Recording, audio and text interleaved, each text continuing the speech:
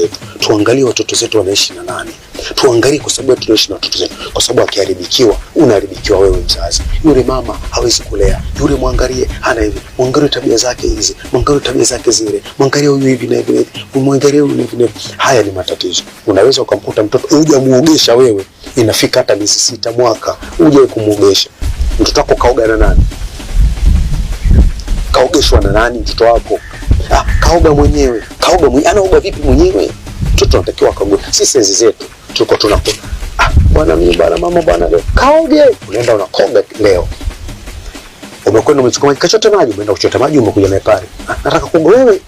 Nisubiri nikuogeshe.